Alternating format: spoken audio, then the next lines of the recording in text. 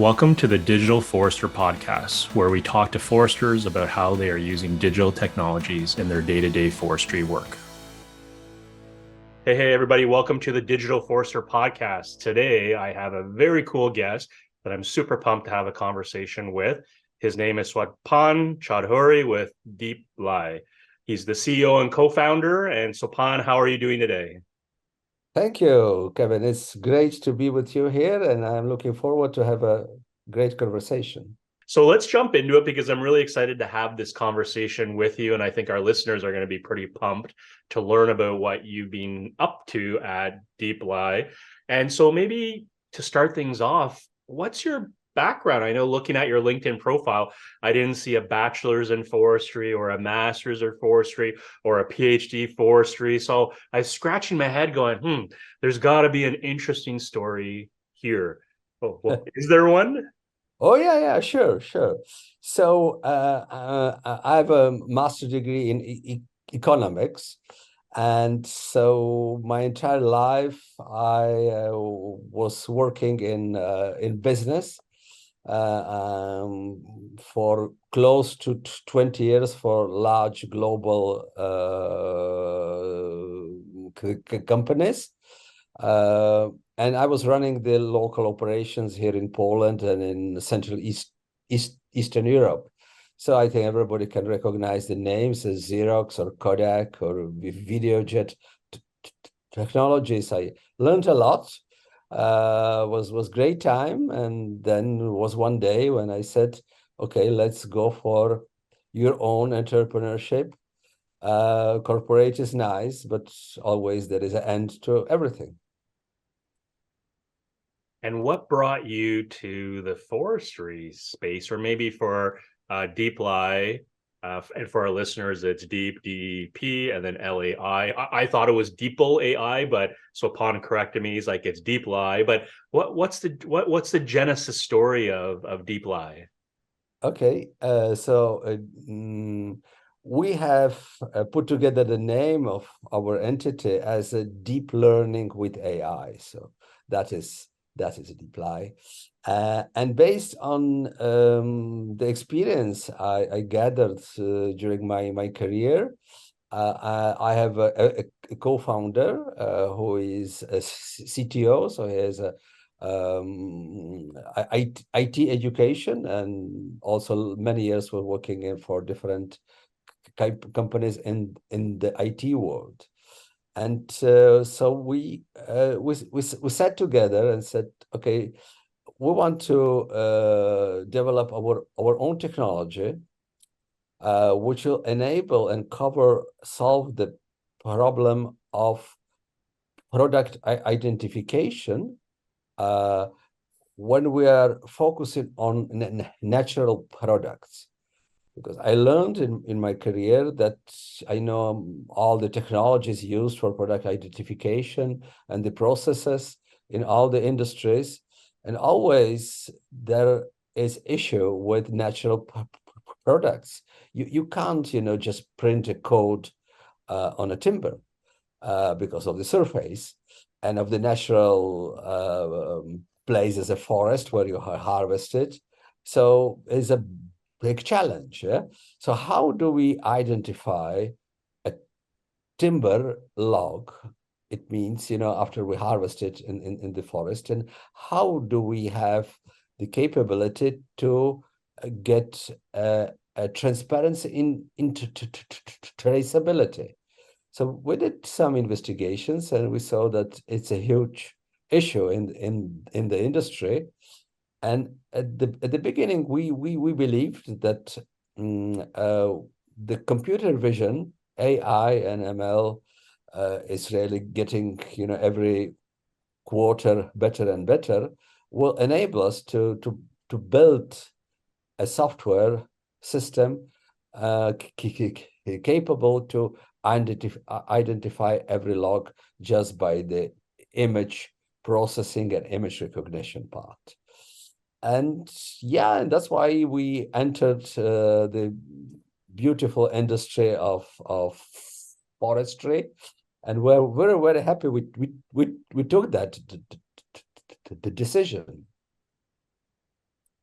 Yeah, I'm chuckling inside because the way you describe it, this beautiful industry, and yet it's a technology you developed. I'm also assuming there's probably some elements of frustration. But before we share some of those funny stories, with the whole timber identifying a log, was that something, Swapan, you just woke up and based on what you described, you're like, oh, the light bulb went off, or was there a certain event in your life, or you and your co-founder CTO that someone mentioned something in passing, or was it the legislative EU deforestation, that requirement, that legislative, I believe it's a legislative piece that prompted you, but was there a certain spark that allowed you to connect AI with, identifying a timber and then figuring out how to execute and go forward? Oh yeah, oh yeah. We're pragmatic. So first, we did a lot of research to choose the industry we want to begin with, yeah, and adopt the technology. So I'm sharing that, and even I speak to people who are in the industry for 20, 30 years. They do not know that information. There is a very interesting Boston Consulting report. I believe it's mid 2020. And it is describing that the total value of the industry is over 150 trillion US dollars. Yeah. And if we can compare this huge amount of money to having an understanding how much it is, yeah. So if we look at the stock exchanges worldwide, at that time, to compare apples with apples, there were around 75 trillion US dollars. So the value of the industry is twice the value of the all stock exchanges worldwide. Yeah. So I think it's a good reason to be in the industry. Or Then we went through the entire process to analyze what is the certification process. So how they're identifying it, I mean, today. Yeah. And first thing which really struck my eyes was, so you need just to prove 70% of your volume, which is under audit, that it's complying. What in other words means 30% you don't need to prove. So, and then we read a lot of reports of the World Bank, saying that, all the illegal activities in the industry are costing 15 billion US dollars annually. And we're thinking, wow, big numbers, great industry. We like wood. Okay, let's go for it. Yeah. very cool. Very cool. So you mentioned when you looked and did this assessment, because I believe Deeplai is about just over 4 years old. Yes. And as you're looking at this, maybe to put in context for some of our listeners, how your technology works before we get into the weeds. But how are things done now? And so when you were doing that environmental scan or that assessment, and I suspect you're probably scratching your head thinking, we got this asset valued at this, and we're doing this in a very archaic or maybe old school way. What did you find? Like, did you find patterns of, there's three different ways of how it's being done, and this is why we think. But what's the status quo? How are people doing it now that you're still scratching your head trying to figure out? You should be a one of my customers. Yeah. So when we did the research understanding, so how the logs are marked, yeah, and how they're are traced. So we found out that depending obviously on the country, on the region, there are different specifics. Some countries, as Canada or US, they're not marking them at all because they is not needed. But when we look at the countries in Europe where we're based, yeah, so these are plastic tags with a pre-printed barcode or data metric code, or pre-printed code on a metal tag, or RFID tag, or you're using ink spray just to spray a number. Yeah. So basically, we're looking at that, and we ask ourselves, why these guys are using so eco-unfriendly consumables? So why you are bringing plastic to the forest, yeah, or why you're bringing metal? Not speaking about RFIDs, even electronics, yeah. But are the guys happy in using those technologies? No, they're not.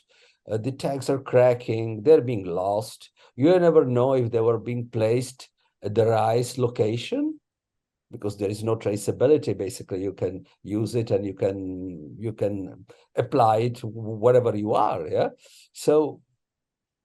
And we looked at as well at the certification companies, the process of the auditing of the certification. So like 50 years ago, you go for a audit in person, you are looking at the paperwork, yeah. I mean, as you know, ink absorbs, the paper absorbs any ink you put there. So any information, you can put on ink. So basically no digitalization really, yeah. Everything run in a very, I would say, basic way. And we said, wow, when we come with our solution based on computer vision, it will be a big wow, yeah. For sure, for sure. So that's probably a good segue for us to maybe talk about the TimberID technology. So maybe introduce us to how TimberID does it and what's novel about it. And I have in my head about probably 500 questions around how some of this works. It's I think it's really cool. But maybe introduce our listeners to what TimberID is doing and how it's different. Sure. So just to keep the path, we began, as I said, with the computer vision. So we built the technology based on a SaaS platform and a mobile app. Yeah. So simply you're sourcing an image, automatically it is being transferred to your database, and there we put together a number of servers which are processing the image. We call it at the first level to do the standardization, yeah, and then we do the image recognition, part, yeah. So it is complex, it is process, especially that we need to understand that the quality of the image sourcing is very different. We're in a forest, where in different seasons of the year, different timing of the day, etc., etc. So it was very important to get it to the right level. We completed that, and we said, okay, now we can launch it. Let's go to the customers, show it to them, and get their feedback. So at that level, we achieved around 90% accuracy. Yeah. So quite good. We said, 90% accuracy comparable to other industries using as well the computer vision part. I think we're doing well. So market standard, we achieved a good level. So the first feedback was, wow, great. You're not coming to just tell us, give us money, what we're capable to do for you, but you're coming with a ready-made product. Wow, that's cool. That's not usual, yeah. And then we did a number of pilot implementations, and at the end of the day, yeah, 90% is nice, but not good enough, yeah. Because I said, but look, if today 70% is good for you, because 30 you don't need to certify. So I think 90 is better than 70, just basic math, yeah. Yes, but now we'll be facing the European Deforestation Regulation. It's coming, yeah, and it will be very strict. So we need to hit 100%. Wow. Cool. So we said, okay, we like new challenges. So to make long story short, we have invented our own code. So we create our own code. Anyone interested, just look at Deeplai.com and you'll gather all the information. So it is a random placement of symbols. So it is encrypted. You can't understand what information is there. And we have engineered markers which are indenting the code on the timber ring face. Yeah? In this way, we have solved the first biggest issue which we're looking at. No consumables, no plastic, no metal, no RFID, no paint, yeah, just indent a code on the timbering face. Secondly, we understood how critical it will be to get really the highest level of authentication. Yeah. So we have designed the code that it is being created at the forest. Yeah.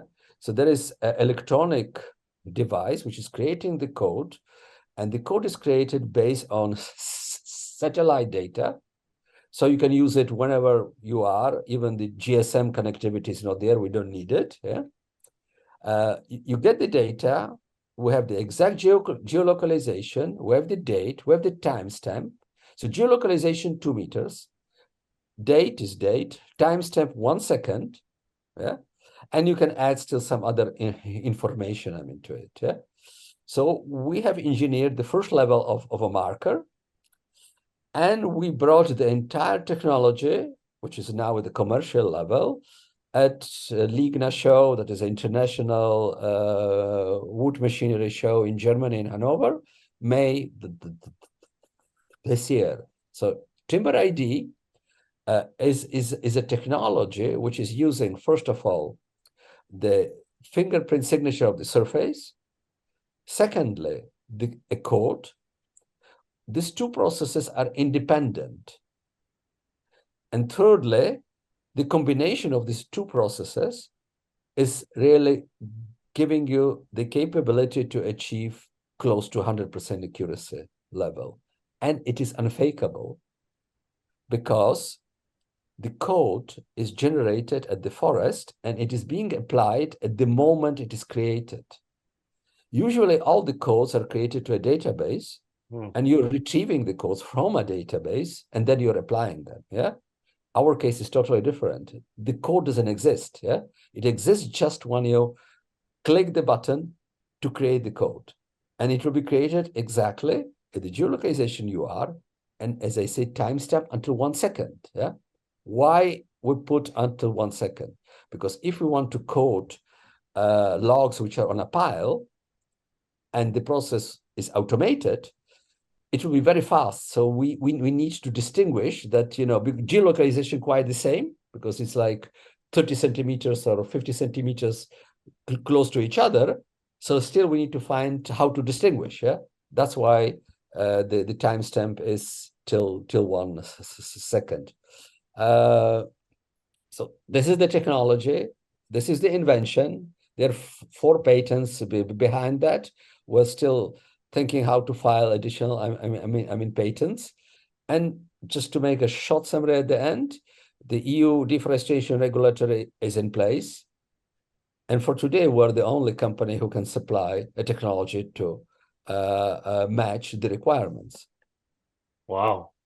That's impressive. So if I heard you properly, I'm just going to repeat back to you because I'm absorbing, listening patiently. So you got a smartphone app that we scan, and based on the signature of that log, you're doing some computer vision with the geolocation and the timestamp and other parameters. You're creating a set of codes, which, by the way, for our listeners, no, you understand wrongly. Yeah. So as I said, there are 2 processes independently. One is the computer vision, so taking the image and doing the fingerprint signature of the surface of the timber face of the log. Yeah. For the dimensions, the measurements. Yeah, dimensions, everything, all the patterns. Second technology is a marker, which is indenting the code on the timber ring. So both technologies you can use independently. Okay. You can use just the marker, indent the code. You can use the app to encrypt the data from the code, and you have the exact geolocalization, etc. Right. By using the image processing, you don't have geolocalization. Yeah. because you can be in a remote location where you don't have GSM, the connectivity. Yeah, this is number one. And number two, on a smartphone, you can really manipulate the data. Yeah. Yes. In our electronic device, you cannot manipulate, the data, and that's why the geolocalization and timestamp are authentic. Gotcha. And so I believe this marking technology, I'm just looking at my notes here. It's called the decode marker hammer. Yes, exactly. So again, economics background, CTO with a technical background.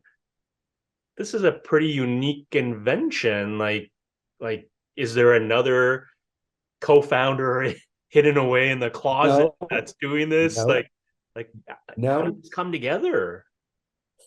Because my partner, the co-founder, Andrew, so Andrew, hello, when you will listen to our podcast, he is skilled.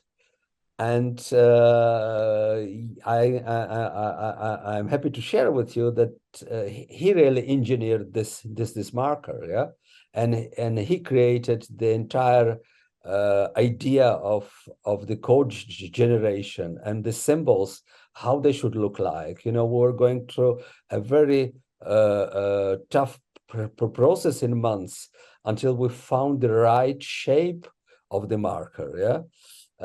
Because on the other hand, you need to create the shape in a way that the computer will read it fast. Yeah. Secondly, it has to be in a shape that it will be easy to be indented. Yeah. So on the engineering part, I can understand that you're surprised, and you're not the first one, that a small team of engineers and one economist were capable to create a really breakthrough. Technology. Yeah, and definitely for our listeners, it's worthwhile to go to the Deeplai website, because when I initially saw the codes, I was like, this is super cool. I almost felt like I was in this science fiction movie, or maybe an Egyptian, like Yeah. pyramid. It was like hieroglyphics almost like, and it looks super cool. And so thinking of this hammer, do I need to go to the gym and start working out to be able to swing this hammer? Or is this a light tap? Or is this like a sledgehammer? You got to swing this sucker to get that indent. Okay, so now the first level, as you mentioned, we call it, marker hammer. It's a manual tool. So there is a separate electronic tool which is generating the code. Manually, you need to set the code on the hammer. And if you play golf, it's like a golf swing, yeah. So you need to just get, it's quite fast. You can learn it. The marker swing.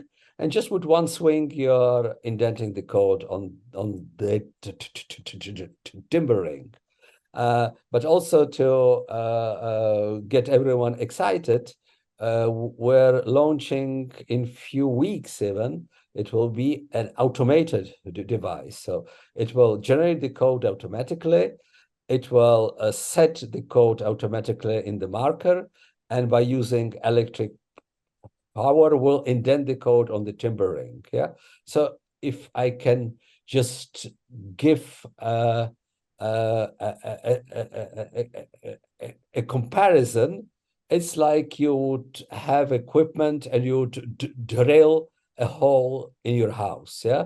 So this kind of size and weight of equipment, you need to hold in your hand, press two buttons, and that's it. Everything is done. So then you don't need to use your power for the swing. Yeah. Yeah. So I think I would fall into the camp where I have to wait for the new device, because you said it's like golf.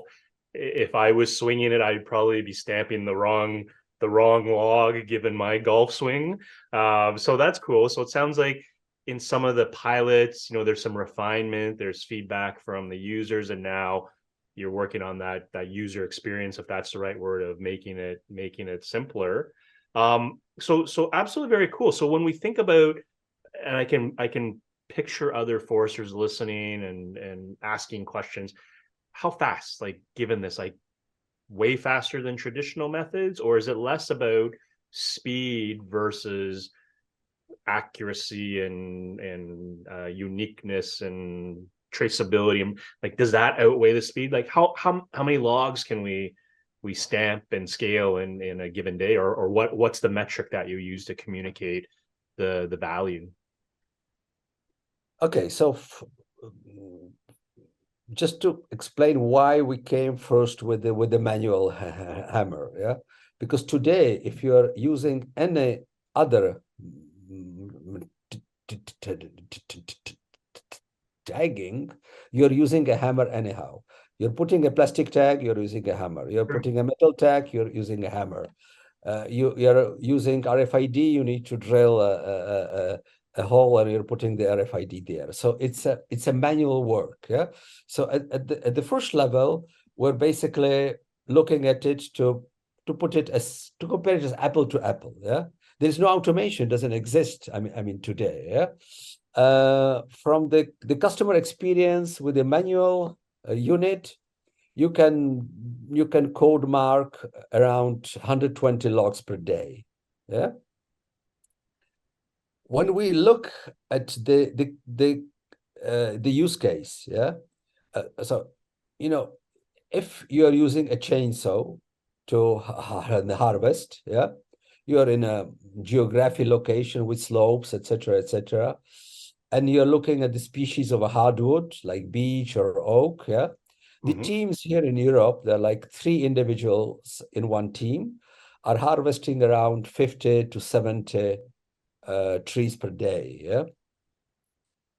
So basically for them, the manual marker is enough. They're not wasting time, because in the entire process, there's always someone who has time to use the marker, set the marker, and indent the code. Yeah. When we're talking about softwood, obviously the productivity is much higher. They can be harvested using machineries, harvesters, etc. So in this case, we're looking already at the forest street, at the piles of logs. Yeah. And this is the place where we say, okay, that's why we need the automation unit, because once you're standing in front of the pile, you can just code very fast, and we do not know yet, because we're still not at the level of doing the assessment, but our assumption is around 600 to 700 logs per day per one unit. Yeah, so it is productive. Wow. But I think the most important is, the cost effectiveness, because we did a very detailed cost analysis, and the cheapest to tag, plastic tag today, is here at the level between 10 to 12 euro cents. Average is 15 is euro cents. Yeah. If we take the total cost of ownership just using the code generation and indentation, it is something around like 3 cents. Yeah. Okay. Because there are no consumables. Yeah. You're having the total cost of ownership of the hardware. So it is 70% cost effective, comparable to any technologies which is used. I mean today. So just to give a short summary, as in North America, you're saying it is a no-brainer, yeah? Yeah, that's the saying. It's a no-brainer. The numbers line up. So very cool, Swapan. And so thinking we've kind of focused on the in the field, the markers, the indentation. And at the start when we started speaking, you mentioned, there's some server and it's more maybe a software as a service, a SaaS solution. So maybe for our listeners or viewers, what is the not the back end, not that a user, a forester would go into the servers, but the interface they deal with, is it map based and you can see, interrogate the data, get a report or pie charts, or what is that, or how would you describe that for our listeners in terms of their experience after they've already done the indentation?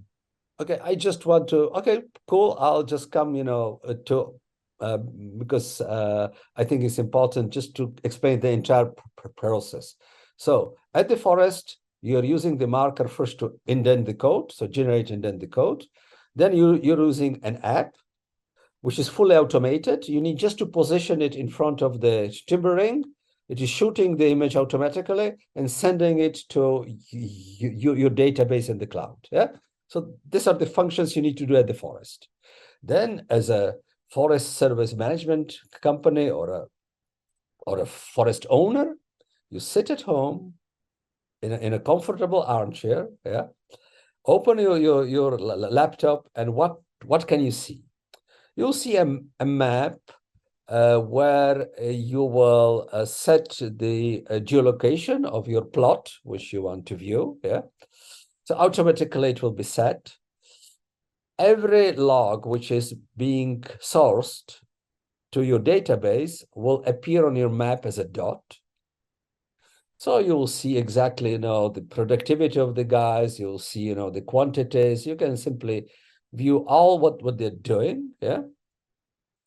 And this is the creation of the database. Yeah. So cool. Now you have your great database of all your harvested timber logs. So what's next? Next will be always the first level of the verification. It means you're moving out the logs, usually putting them on a truck and moving them out. Yeah. So once you're doing that, you're also using the app of scanning the logs which are being put on the track. The system automatically is creating files. So you see, a bunch of files. You see what exact amount has been shipped on every truck. And you can link it, obviously, with the provenance, with all the information which is there. Now, depending on your location, where you are in the process, you can either directly sell it to a sawmill. Yeah. So the truck is driving to a sawmill, or you're putting in a container for export, or you're putting on a vessel, you're transporting, or you 10 times change the ownership. Yeah. In the meantime, in trading. Yeah? But still at the end, you'll come to a production. You'll come to a sawmill, right? And at the sawmill, you'll scan the log and you will know exactly from where it is, because there'll be also the data of the forest ownership, yeah, of the plot. So you can easily get in contact, even you didn't buy it as directly, you bought it from a distributor or something. You can get back to the owner. You can do any verification you want in the entire process. Yeah, that's Very cool. simple and cool. Yeah, absolutely, absolutely. So sounds like amazing technology.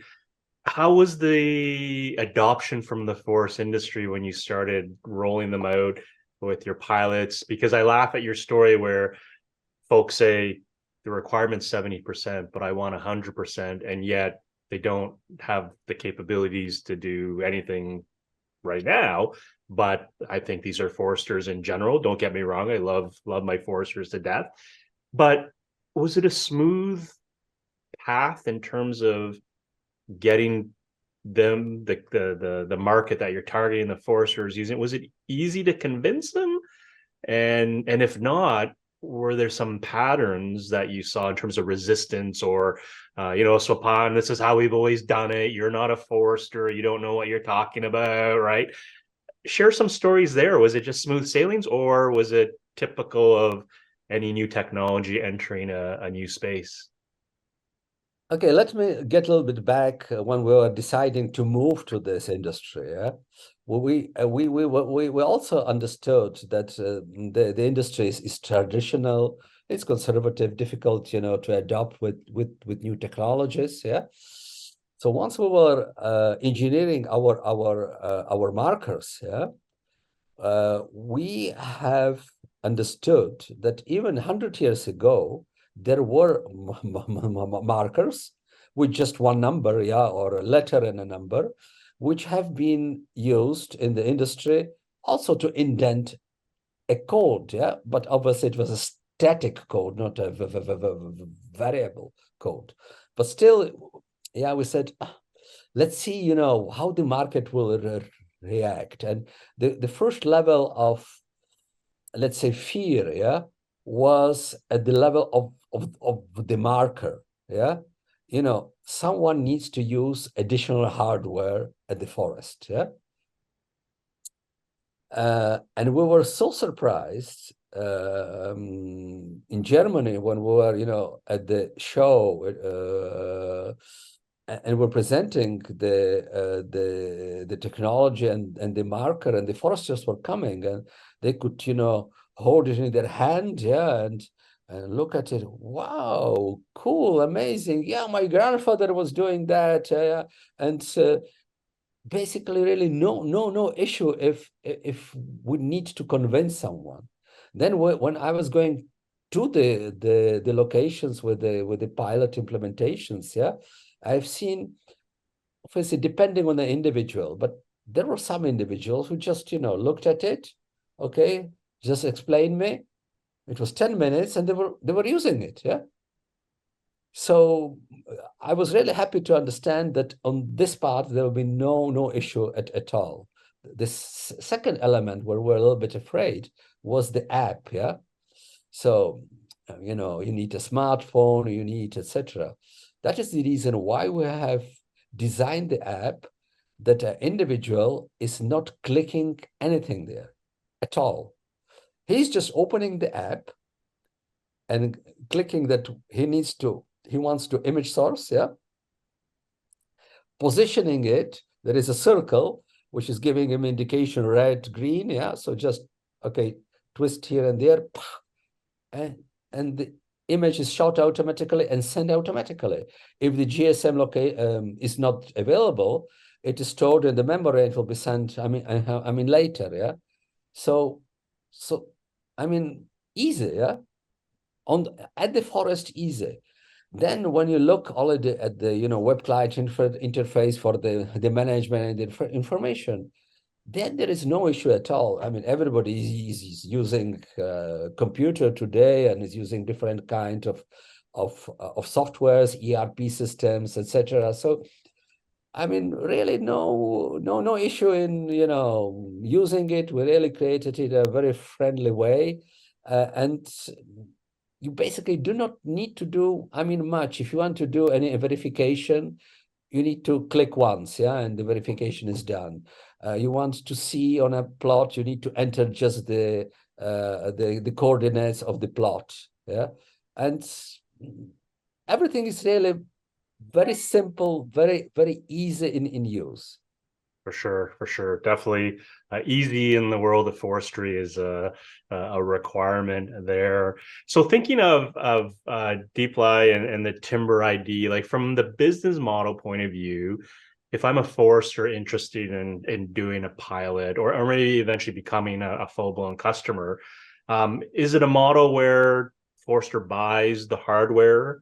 You mentioned a software as a service component, so I'm assuming there's an annual fee, but then is it volume based that ultimately they're paying TimberID, or is it a mixed model, or what can you share on that front?